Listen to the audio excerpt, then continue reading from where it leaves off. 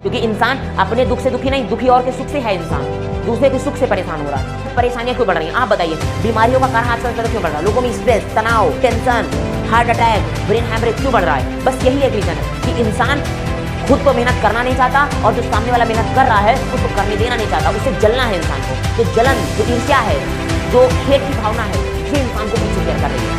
दुनिया को जीतने के लिए प्यार चाहिए। दुनिया को आप तभी जीत सकते हैं जब आपके अंदर प्यार होगा। लेकिन हम तो एटीट्यूड से भरे हैं। हमारे अंदर ईगो है, ईगो को सेटिस्फाई करना है, तो हम ईगो की वजह से किसी प्यार के दो शब्द बोलते नहीं हैं। और प्यार के दो शब्द जब बोलना चाहते नहीं है, होता क्या है? कोई बात नहीं, नफरत जन्म ले लेती है। हमारे साथ वाला व्यक्ति ज्यादा सफल है हमसे, तो हम क्या करते हैं? उससे ज्यादा मेहनत करने की कोशिश नहीं करते। हम करते हैं पैर खींच के नीचे रहो या इसे ईर्ष्या करो, और हम इसी ईर्ष्या की वजह से खुद को तकलीफ देते हैं, खुद को बीमार कर लेते हैं, खुद ही टेंशन में आ जाते हैं, तो खुद ही बीपी के मरीज हो जाते हैं, इलाज करवाते हैं। बड़ी बात बोला है, कड़वी बात है, लेकिन ध्यान दीजिएगा। Hello, thank you family. तो कैसे हैं आप सभी लोग? उम्मीद करता हूं आप सभी लोग बहुत ही अच्छे से होंगे, स्वस्थ होंगे, खुश होंगे और हर दिन कुछ नया सीख रहे होंगे। तो दोस्तों, सीखने की इस कड़ी को आगे बढ़ाते हैं और आज सीखते हैं कुछ नया, कुछ स्पेशल। तो दोस्तों, जैसा कि आपको अब तक पता चल ही गया होगा कि हम लोगों ने अब क्लास 10th की क्लास को स्टार्ट कर दिया है, जिसमें आज हम लोग पढ़ने वाले हैं class 10th first flight book का पोएट्री का सेकंड लेसन, जिसका नाम है fire and ice. Fire and ice के बारे में हम लोग समझेंगे, सीखेंगे, पॉइंट ऑफ व्यू रखेंगे राइटर के और अपने भी। फायर एंड आइस नाम का जो टॉपिक है ये एक्चुअल में एक पोएम है, और पोएम के बारे में मैंने आपको बताया था कि पोएम्स यानी कि कविताएं, कविता कभी किसी बात को खुल करके नहीं कहती, वो सिर्फ इशारा करती है, वो हमको इंगित करती है, समझाती है कि आप इसका इस हिसाब से मतलब निकाल सकते हैं, ठीक है। लेकिन कविताओं का मतलब निकालने के भी अपनी खुद की मर्यादाएं हैं। ऐसा नहीं कि कविता ने कुछ कह दिया तो हमने कुछ भी मतलब निकाल लिया, ऐसा नहीं होता है। कोई भी कविता हो, उस कविता की एक डेकोरम है, मर्यादा है। हम उस कविता का जो मतलब है उसी मर्यादा में रह करके समझ सकते हैं। फायर एंड आइस, जिसके राइटर हैं रॉबर्ट फ्रॉस्ट। अभी आपने पहली जो वीडियो देखी, यानी इसका पहला लेसन आपने पढ़ा, उसमें भी आपने देखा उसके राइटर का नाम रॉबर्ट फ्रॉस्ट था। और रॉबर्ट फ्रॉस्ट के बारे में मैंने आपको एक पॉइंट पहले ही बता दिया था कि Robert Frost was a nature lover, यानी कि ये प्रकृति से प्रेम करने वाले थे, कुदरत से प्रेम करने वाले एक कवि हैं, ठीक है। तो दोस्तों, पहले मैं आपको एक चीज़ जानकारी दे दूं कि मैं इस टॉपिक में कभी आगे अगर जब भी जिक्र करूंगा तो वहां पर आपको ये ध्यान रखना है कि मैं इन्हीं कवि के बारे में यानी पोएट के बारे में ही बात कर रहा हूं। हो सकता है कहीं पे मैं राइटर वर्ड यूज करूं। राइटर मैं इनके कॉन्सेप्ट की यानी इनके अवधारणा को, इनका जो माइंडसेट है उसको देख करके मैं इनको राइटर बोल दूंगा। लेकिन आपको समझना क्या है दोस्तों कि मैं बेसिकली बात क्या कर रहा हूं, मैं लिटरली बात करूंगा Robert Frost as a poet, यानी कि रॉबर्ट फ्रॉस्ट एक कवि के रूप में। कवि है वो, लेकिन अपनी बात को वो खुल के नहीं कह रहे हैं, इशारों में बता रहे हैं, ठीक है। और जब मैं उसको एक्सप्लेन करूंगा तो मैं इनको एज अ थिंकर एक्सप्लेन करूंगा कि ये इनका विचार क्या था। एज अ थिंकर ये एक विचारक के रूप में क्या सोचते थे, तो उस टॉपिक पे मैं चर्चा करूंगा। चैप्टर में आगे बढ़ने से पहले हम लोग कुछ वर्ड के बारे में जान लेते हैं। एंड का मतलब होता है फिनिश, यानी कि खत्म होना, समाप्त होना। एंड मतलब, तो ये ध्यान रखिएगा, ये इंग्लिश मीडियम के बच्चों के लिए भी उतना ही इंपॉर्टेंट है और हिंदी मीडियम के बच्चों के लिए भी उतनी ही इंपॉर्टेंट है। एंड का मतलब होता है फिनिश, यानी कि समाप्त, खत्म हो जाना। टेस्टेड, टेस्टेड का मतलब यहाँ पे क्या वर्ड है? टेस्ट का मतलब स्वाद लेना नहीं है दोस्तों, यहाँ पे टेस्टेड का मतलब है एक्सपीरियंस। हियर लगाने का मतलब हो गया कि यहाँ पर जो डिस्कस किया गया है एक्सपीरियंस के बारे में बताया गया है कि यहाँ पर टेस्ट का मतलब एक्सपीरियंस के संदर्भ में दिया गया है कि यहाँ पर राइटर जो अनुभव करते हैं, अपनी लाइफ के बारे में एक्सपीरियंस करते हैं, उसके बारे में जिक्र है। तो टेस्टेड मतलब होता है एक्सपीरियंस, यानी अनुभव करना। डिजायर, डिजायर मतलब होता है एस्पिरेशन, यानी कि इच्छा या आकांक्षा। विल, आपको पता है इच्छाएं, इंसान की इच्छाएं अनंत हैं, ठीक है, एंडलेस हैं, कभी इच्छाएं खत्म नहीं होती हैं, तो उन्हीं को डिजायर कहा गया या फिर एस्पिरेशन कहा गया है। होल्ड, होल्ड मतलब होता है टू टेक साइड, यानी किसी का पक्ष लेना, किसी की तरफदारी करना, ठीक है। टू टेक साइड मतलब पक्ष लेना। और फेवर मतलब होता है, इसका भी मतलब वही होता है पक्ष लेना, तरफदारी करना। इंक्लाइंड टूवर्ड्स, बस इसमें क्या होगा, हाँ हम किसी एक दो पक्ष में हैं, दो पक्ष में एक पक्ष की बात हम कर रहे हैं तो वो कहलाएगा हमारा फेवर। ओके, अगला वर्ड है पेरिस। पेरिस मतलब होता है डाई या डिस्ट्रॉय, यानी कि मृत्यु हो जाना या विनाश हो जाना, नष्ट हो जाना। ठीक है, अगला वर्ड है ट्वाइस। ट्वाइस का मतलब होता है दो बार, यानी कि 2 टाइम्स। ट्वाइस मतलब दो बार। हेट हेट हेट का मतलब होता है डिसलाइक, यानी नफरत करना, नापसंद करना, घृणा करना। ठीक है, डिस्ट्रक्शन। डिस्ट्रक्शन का मतलब होता है रियून, यानी कि बर्बाद हो जाना, नष्ट हो जाना, विनाश कर देना। तो डिस्ट्रक्शन, रियून या डिस्ट्रॉय बात एक ही है। अगला वर्ड है सफाइस। सफाइस मतलब होता है बी सफिशिएंट, यानी कि कोई चीज़ पर्याप्त मात्रा में होना।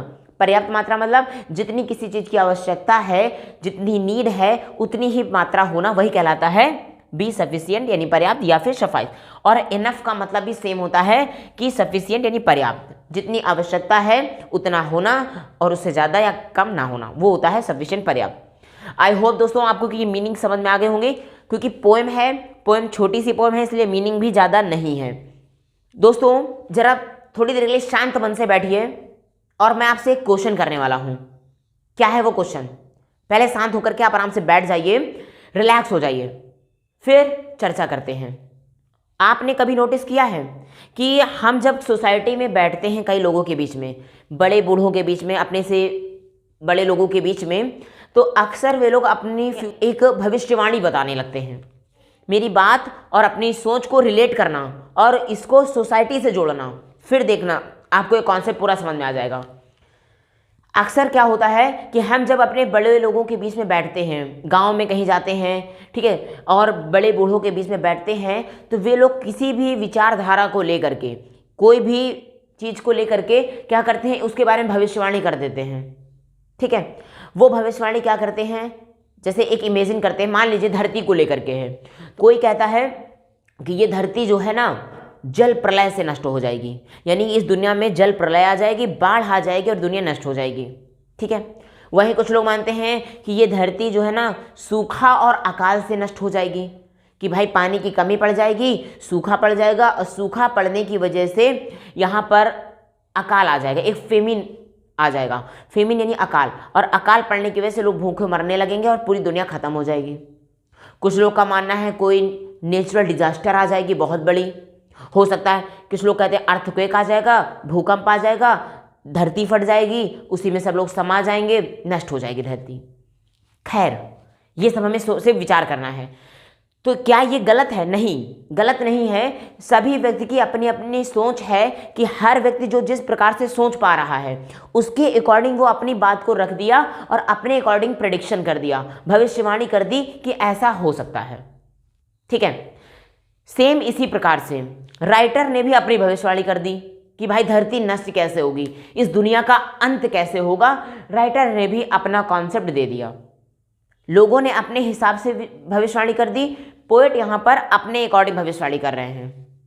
फिर डिफरेंस क्या है दोनों में? आम जनमानस में, जो हमारे गांव में या हमारे सोसाइटी में लोग प्रेडिक्शन करते हैं, भविष्यवाणियाँ करते हैं, उनमें और इनमें डिफरेंस क्या है? तो बहुत बड़ा डिफरेंस है। क्या है वो डिफरेंस? चलिए समझते हैं। सबसे बड़ा डिफरेंस क्या है कि जो हमारे गांव के लोग हैं या जो हमारे आसपास के लोग हैं, जो हमारी सोसाइटी के लोग हैं, जिन्होंने इतनी सारी भविष्यवाणियां कर दी लेकिन उसको सिर्फ सोच तक ही रखा, उसको बाहर नहीं रखा, इन पोएट ने उस कॉन्सेप्ट को, उस सोच को निकाला दिमाग से। दिमाग से कैसे निकलेगा?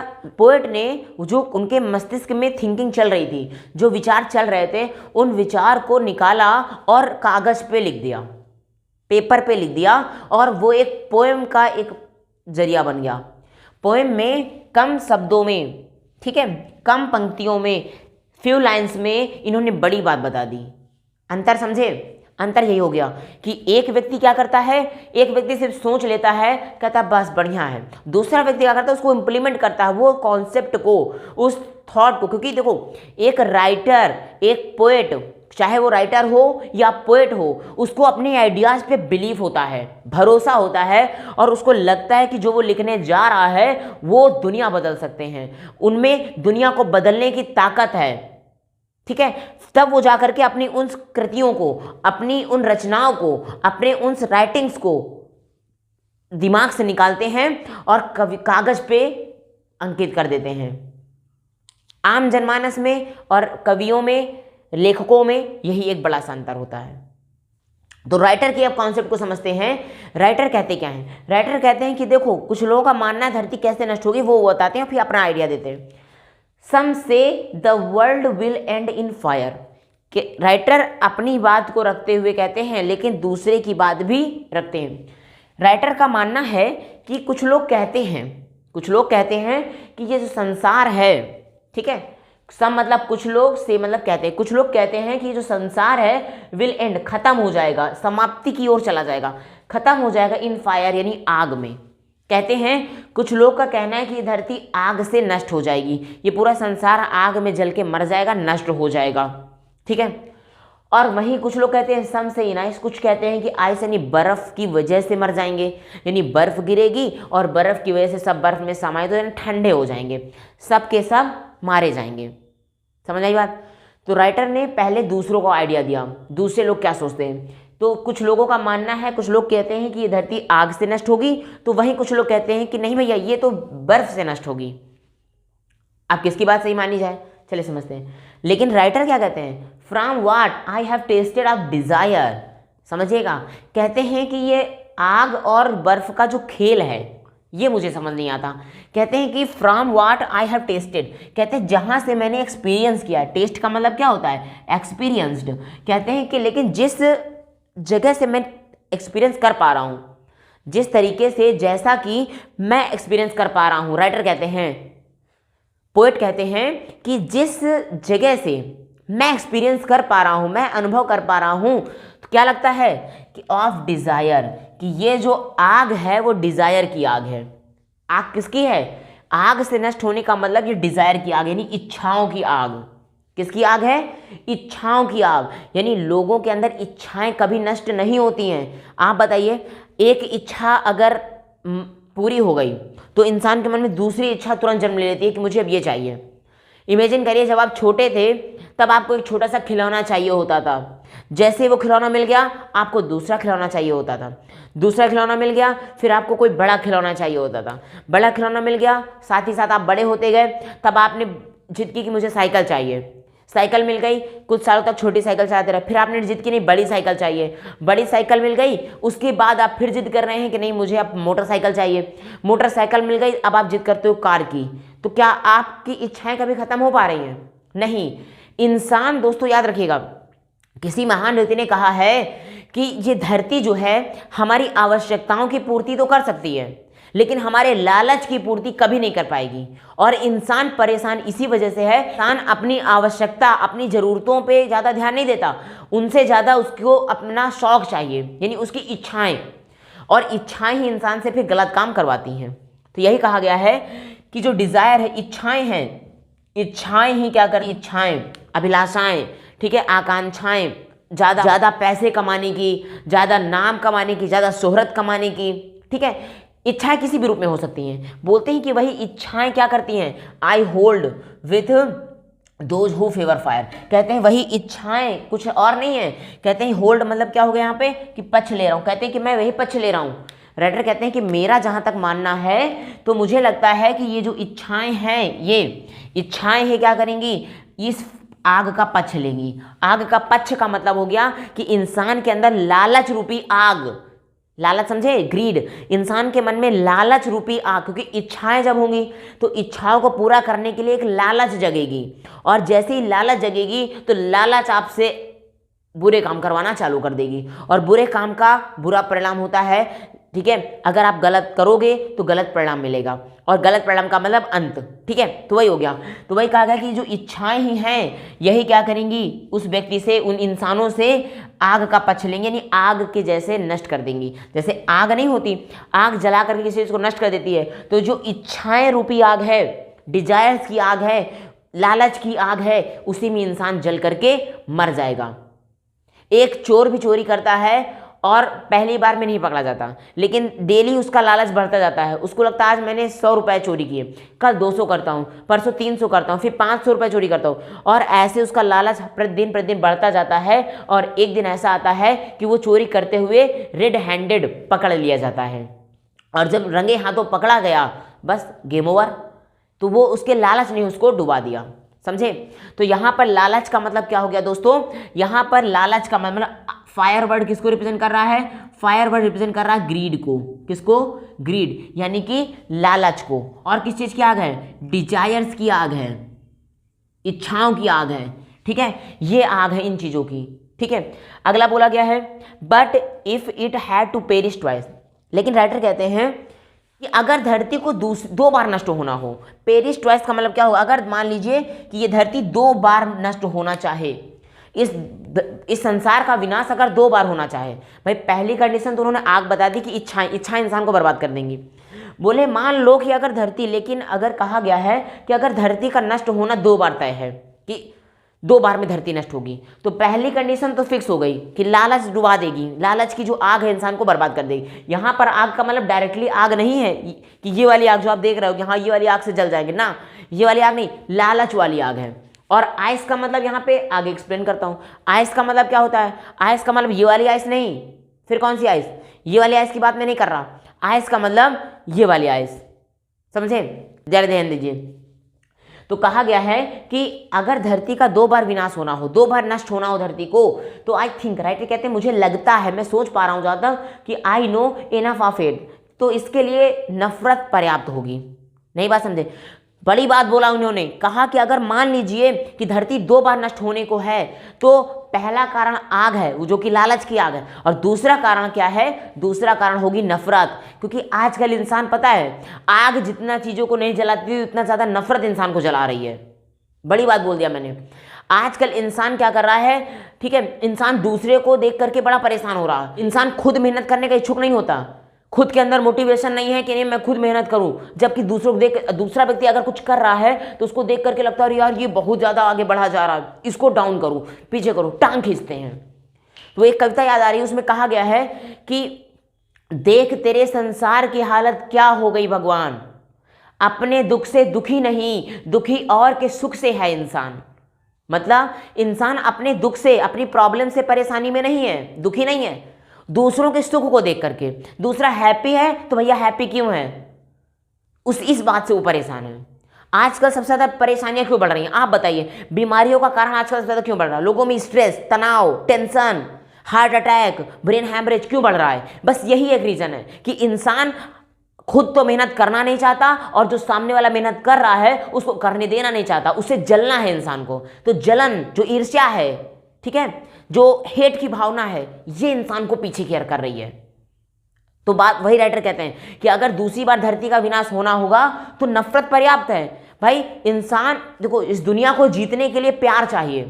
दुनिया को आप तभी जी सकते हो जब आपके अंदर प्यार होगा, लेकिन हम तो एटीट्यूड से भरे हैं, हमारे अंदर ईगो है, ईगो को सेटिस्फाई करना है, तो हम ईगो की वजह से किसी से प्यार से 2 शब्द बोलते नहीं हैं। और प्यार से 2 शब्द जब हम बोलना चाहते नहीं हैं, होता क्या है, कोई बात नहीं, नफरत जन्म ले लेती है, और नफरत जन्म लेती है तो हम आगे नहीं बढ़ पाते। हमारे साथ वाला व्यक्ति ज्यादा सफल है हमसे, तो हम क्या करते हैं, उससे ज्यादा मेहनत करने की कोशिश नहीं करते, हम करते हैं भाई इसके टांग खींचो, पैर खींच के इसको नीचे ले आओ, या इसे ईर्ष्या करो, और हम इसी ईर्ष्या की वजह से खुद को तकलीफ देते हैं, खुद को बीमार कर लेते हैं, खुद ही टेंशन में आ जाते हैं, फिर खुद ही बीपी के मरीज हो जाते हैं, इलाज करवाते हैं। बड़ी बात बोला है, कड़वी बात है, लेकिन ध्यान दीजिएगा। तो यही कहा गया है, कहते हैं कि अगर दूसरी बार धरती का विनाश होना हो तो नफरत पर्याप्त है, क्योंकि इसे इंसान, इस दुनिया में नफरत ही अब भरी पड़ी हुई है। क्योंकि इंसान अपने दुख से दुखी नहीं, दुखी और के सुख से है इंसान, दूसरे के सुख से परेशान हो रहा है। To say that for destruction ice is also great, कहते हैं अगर ऐसा रहा, कहते हैं कि टू से कहने के लिए तो है कि ये डिस्ट्रक्शन आइस की, जो डिस्ट्रक्शन विनाश है, बर्फ का मतलब क्या हो गया यहाँ पे, आइस मतलब बर्फ, बर्फ के बारे में कहा गया है कि बर्फ जो है इज ऑल्सो ग्रेट, ये भी महान है। भाई क्यों महान है, क्योंकि देखो यार दोस्तों, बड़ी बात समझना है, बर्फ का ही एग्जाम्पल को दिया गया, क्योंकि बर्फ जिस प्रकार थोड़ा थोड़ा करके जमती रहती है, थोड़ा थोड़ा करके पिघलती रहती है, ऐसे ही इंसान के मन में ईर्ष्या या जलन, जो नफरत है, थोड़ा थोड़ा करके इकट्ठा होती रहती है।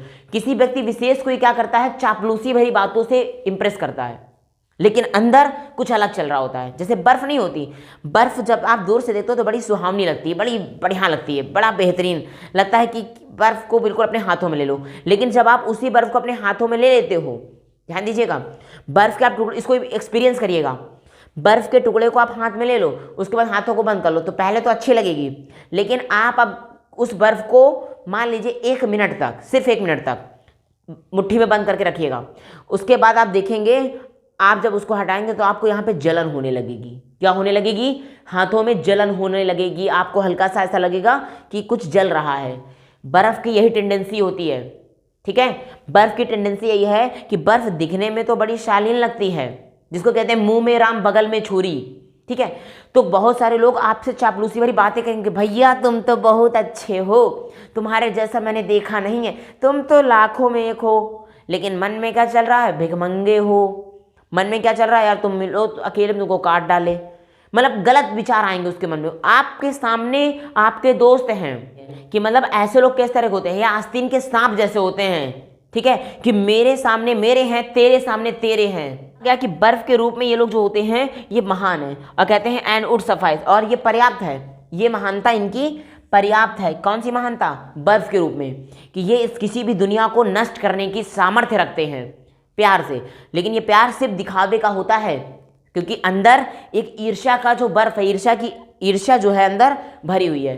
तो आपके सामने बड़ा मुस्कुराते हुए मन से, मुस्कुराते हुए चेहरे के साथ आपसे बात करेंगे, लेकिन अंदर क्या चलेगा?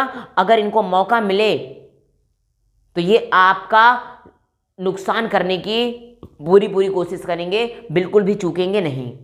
तो बात समझे? तो ध्यान रखना है दोस्तों कि पोएट ने अपनी छोटी सी कविता में बहुत बड़ी लर्निंग दे दी है हमको कि इस दुनिया नष्ट कैसे होगी। तो यहाँ पे आप जान लीजिए कि यहाँ पे जैसे फायर, ग्रिड और डिजायर को रिप्रेजेंट करता था, तो आइस किसको रिप्रेजेंट करेगा? आइस रिप्रेजेंट करेगा, ध्यान दीजिएगा, आइस रिप्रेजेंट करेगी हमको यहाँ पे इनटॉलरेंस को, क्योंकि इंसान के अंदर सहनशीलता नहीं है, सहनशीलता है ही नहीं है, ठीक है। जेलसी को, ठीक है, हेट्रेड, नफरत को। तो दोस्तों ये ध्यान रखिएगा, ये इन चीजों को रिप्रेजेंट करेगी। आइस का मतलब हो गया इंटॉलरेंस, इंसान सहनशील नहीं है। जेलसी एक दूसरे से ईर्ष्या करता है। हेट्रेड नफरत करता है। कहा गया है कि अगर धरती का विनाश पहली बार होना हो तो पहली बार कारण बनेगा इंसान का लालच, यानी इंसान की लालच रूपी जो आग है, डिजायर्स की जो आग है, उससे धरती नष्ट होगी। और अगर दूसरा कारण दिया जाए कि मान लो धरती को 2 बार नष्ट होना हो, तो दूसरी बार नष्ट होने में क्या आएगी? बर्फ। और बर्फ किसको रिप्रेजेंट यहाँ पर इंगित कर रहा है, इशारा कर रहा है? इंटॉलरेंस को, असहनशीलता। आजकल लोगों के अंदर सहनशीलता नहीं है। ब्रदरहुड की भावना खत्म होती जा रही है, भाईचारे की भावना बिल्कुल अलग होती आ रही है, सोलिटरीनेस की भावना आ गई, अकेलापन की भावना, हेट्रेड, एक दूसरे के प्रति नफरत होने लगी है लोगों को, और जेलसी, ईर्ष्या की भावना आ गई है। तो ये 2 कारण हैं जो इंसान को, इंसानी सभ्यता को, पूरी सृष्टि को, पूरे धरती को, पूरे संसार को नष्ट करने की ओर ले जा रहे हैं। आई होप कि आपको ये टॉपिक समझ में आ गया होगा। तो दोस्तों पहले मैं आपको इन सभी चैप्टर्स का, जितने भी पोएट्री के सेक्शन है, पोएट्री के सभी लेसन्स का, मैं पहले आपको एक्सप्लेनेशन दे दूंगा, फिर आफ्टर दैट मैं आपको इनका सेंट्रल आइडिया और फिर क्वेश्चन आंसर की लिस्ट आपको प्रोवाइड कर दूंगा। बहुत जल्द सीरीज स्टार्ट हो चुकी है, आपको प्लेलिस्ट की लिंक नीचे दे दी गई है। अगर इस टॉपिक को आपको पढ़ना है तो प्लेलिस्ट की लिंक नीचे है, आराम से प्लेलिस्ट पे जाइए, पूरा का पूरा कॉन्सेप्ट समझिए, क्योंकि जब कॉन्सेप्ट समझ में आ जाएगा तो आप आंसर खुद से लिखना सीख जाएंगे। तो आपको वीडियो कैसे लगी कमेंट बॉक्स में लिख करके जरूर बताएं। वीडियो अगर पसंद आया हो तो please like, share and subscribe. और दोस्तों क्लास 10 तक के बच्चों तक इसको जरूर शेयर कर दीजिएगा, ताकि उनके अंदर भी एक लर्निंग का एक जुनून दौड़ पड़े, एक लर्निंग का एक कीड़ा जो है वो जग जाए, और आपके अंदर भी लर्निंग के लिए एक बहुत ही बड़ा मोटिवेशन जाग जाए। तो मिलते हैं हम नेक्स्ट वीडियो में, नेक्स्ट क्लास में। के लिए सीखते रहिए, पढ़ते रहिए। थैंक यू क्लासेस के साथ। जय हिंद।